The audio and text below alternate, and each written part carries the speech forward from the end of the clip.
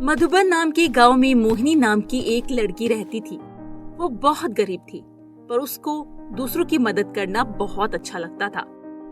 मोहिनी की माँ सुनीता भी मोहिनी से बेहद प्यार करती थी और उसे हमेशा से ही दूसरों की मदद करना सिखाती थी। सुनीता अपनी बेटी मोहिनी को बड़े स्कूल में नहीं पढ़ा सकती थी, इसीलिए उसने अपनी बेटी का एडमिशन गांव के सरकारी स्कूल में करा दिया था। पति लकवा की बीमारी से ग्रस्त था और घर में एक ही जगह खाट पर लेटा रहता था।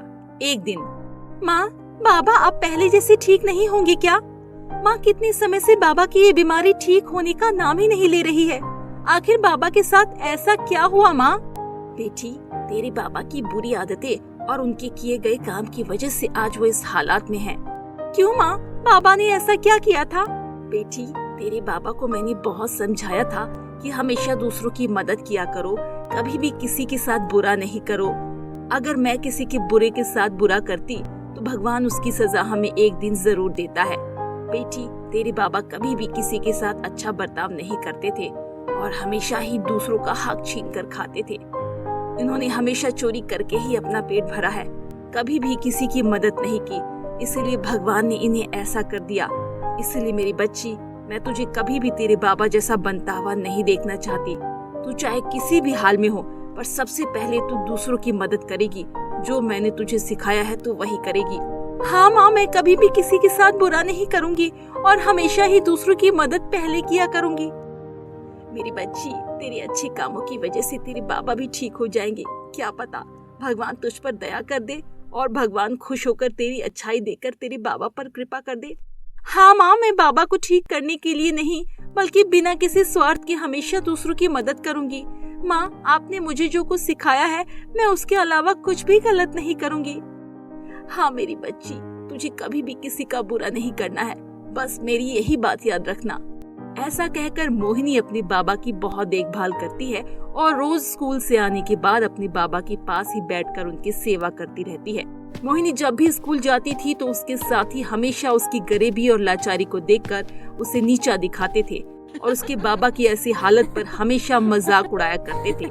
ये सुनकर मोहिनी को काफी बुरा लगता, पर मोहिनी कभी भी उन्हें कुछ नहीं कहती। एक दिन, क्यों नहीं मोहिनी, तेरा बाबा कब तक ऐसे ही घर पर बैठकर खाता रहेगा? कुछ काम धाम नहीं है क्या? आखिर कब तक तेरी माँ के टुकड़ों पर पलता रहेगा? तेरी माँ बाहर काम के लिए जाती है और तेरा बाबा रोटी खाने के अलावा कुछ भी नहीं करता। रानी, तुम्हें ऐसा नहीं बोलना चाहिए। तुम्हें पता है ना, मेरे बाबा की तबीयत खराब है, वो चल फिर भी नहीं सकते, इसीलिए उनकी मजबूरी है, वो घर पर ही रहकर और कर भी क्या सकते हैं। तुम्हें ऐसे किसी का मजाक नहीं उड़ाना चाहिए, समझो ना रानी, भगवान सब देखता है। तुम्हें ऐसे किसी का मजाक नहीं बनाना चाहिए, कोई तुम्हारा भी मजाक बना सकता है। ऐसा कहकर रानी गुस्से में आ जाती है और वहाँ से चली जाती है। रानी मन ही मन मोहिनी को सबक सिखाने के बारे में सोचने लगती है और उसे नीचा दिखाने के लिए कुछ योजना बनाने लगती है। मोहिनी भी अपने बाबा के बारे में ऐसी बातें सुनकर काफी दुखी हो जाती है और रास्ते से जाते हुए रोती रहती है। मोहिनी अपने घर चली जाती है और घर जाकर अकेले में रोने लगती है कि तभी गांव में से नंदू नाम का आदमी उसके घर पर आता है और जोर जोर से आवाज लगाता है, अरे मोहिनी की माँ, घर से बाहर तो निकल, जरा कब तक ऐसे ही मुझसे उधार सामान लेती रहेगी? ये सुनकर मोहिनी घर के बाहर जाकर देखती है। हाँ नंदू अंकल, क्या हुआ? आप ऐसे मेरी माँ को क्यों बुला रहे हो? अरे जब ये शराफत का दिखावा बंद करो और अपनी माँ को बोल बाहर आएगी। वो मेरा उधार पैसा मुझे वापस चाहिए, समझी ना तुम? बहुत बड़े दयालु बनते फिरते हो ना, खुद के पास तो कुछ खाने के लिए होता नहीं है और दान तो ऐसे करेंगे जैसे बहुत बड़े रईस हो। नंदू अंकल, क्या हुआ? आप इतना गुस्सा क्यों कर रहे हो? अरे अपनी माँ को बुला, उससे ही बात करूँगा। रोज मुझसे सामान उधार ले जाती है पर पैसे देने का नाम नहीं लेती। और क्या मैं हमेशा तुम्हें उधार सामान देता रहूँगा? अरे मुझे अपना भी तो घर चलाना होता है। तुम्हें उधार सामान देता रहा ना तो एक दिन मेरी दुकान पक्का बिक जाएगी और मैं सड़क पर बैठकर भीख मांगूंगा, समझे ना? नंदू अंकल, ऐसा कुछ नहीं होगा। माँ को जल्द ही काम पर से पैसे मिल जाएंगे। आपके पैसे हम 1-2 दिन में चुका देंगे। आप फिक्र ना करें नंदू अंकल, मेरी माँ अभी काम पर गई है, जब वो आएगी तो मैं उन्हें सब बता दूंगी। ये आखिरी बार मौका दे रहा हूँ तुम्हें, सिर्फ 2 दिन का समय है तुम्हारे पास। अगर पैसे दिए तो ठीक है, वरना अपने बाप को लेकर सड़क पर भीख मांगते फिरना। पता और फिर क्या पता कोई उसके ऊपर रहम करके तुम्हें पैसे भी दे दे। नंदू अंकल, आपके पैसे मिल जाएंगे, आप मेरे बाबा के बारे में ऐसे ना बोलो। ऐसे कहकर मोहिनी रोने लगती है और नंदू वहाँ से चला जाता है। मोहिनी बहुत दुखी हो जाती है और शाम को जब मोहिनी की माँ घर वापस आती है तो वो मोहिनी को दुखी देखकर उससे पूछती है, बेटी मोहिनी, क्या हुआ? तू इतनी निराश क्यों है मेरी बच्ची? तू आज तक तो कभी इतनी दुखी नहीं हुई, फिर आज क्या हुआ? मोहिनी उससे सारी बात बता देती है कि आज कैसे नंदू ने आकर उसके बाबा का मजाक बनाया और उधारी के पैसे मांगने आया था और उसे बहुत कुछ बोल कर गया है। ये सुनकर सुनीता भी काफी निराश हो जाती है, पर वो अपनी बेटी को समझाती है, मेरी बच्ची, जल्द ही मुझे पैसे मिल जाएंगे, तू फिक्र मत कर, मैं उसके पैसे चुका दूंगी, वो हमें कभी भी परेशान नहीं करेगा। माँ, मुझे पता है आप दिन रात मेहनत कर रही हो, और हाँ माँ, जल्दी तुम्हें पैसे भी मिल जाएंगे, पर माँ, ऐसे किसी को मजाक नहीं बनाना चाहिए ना। मेरी बच्ची, तू फिक्र क्यों कर रही है? भगवान सबको देख रहा है, कौन कैसा कर रहा है, तू फिक्र मत कर। परसों मुझे पैसे मिलने वाले हैं तो मैं उसका उधार खत्म कर दूंगी और फिर वो घर आकर परेशान नहीं करेगा। ऐसे कहकर वो मोहिनी भी खुश हो जाती है कि परसों उसकी माँ को पैसे मिल जाएंगे और सब ठीक हो जाएगा। और फिर सुनीता उस दिन काम पर से पैसे लेकर आ ही रही होती है कि सुनीता काफी खुश होती है कि अब वो उस दुकान वाले का उधार चुका देगी और सब ठीक हो जाएगा। कि तभी रास्ते में दो चोर की नजर सुनीता पर पड़ती है और वो सुनीता का पीछा करने लगता है। भाई, इसके पास तो बहुत पैसा है, अगर इसे लूट लिया तो 1-2 हफ्ता तो आराम से बीत जाएगा। चलो जल्दी से इसे लूट लेते हैं। ये कहकर वो दोनों ही सुनीता पर हमला कर देता है और सुनीता से पैसे छीन लेता है और वहाँ से भाग जाता है। सुनीता रोते हुए घर जाती है और सारी बात मोहिनी को बता देती है। मोहिनी ये सुनकर बहुत ज्यादा दुखी हो जाती है और घर से बाहर जाकर रोने लगती है। मोहिनी को रोता देख एक परी आसमान से जा रही होती है और वो उसका रोता देख उसके पास रूप बदल कर आती है और उससे कहती है, बेटी, क्या हुआ, तू क्यों रो रही है? मोहिनी उसे सारी बातें बता देती है और उसके बाबा का सभी मजाक उड़ाते हैं, सब कुछ वो उसे बता देती है। ये सुनकर भी परी काफी उदास हो जाती है और मोहिनी से खुश होकर उसे कहती है, बेटी, मैं तेरी लगन और ईमानदारी से बहुत प्रसन्न हूँ, मैं तुझे कुछ देना चाहती हूँ। ऐसे कहते ही परी अपने असली रूप में उसके सामने आ जाती है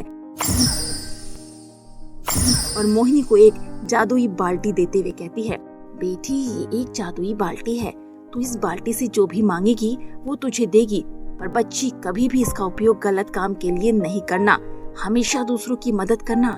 इस बाल्टी की मदद से तुम्हें कभी कोई परेशानी नहीं होगी।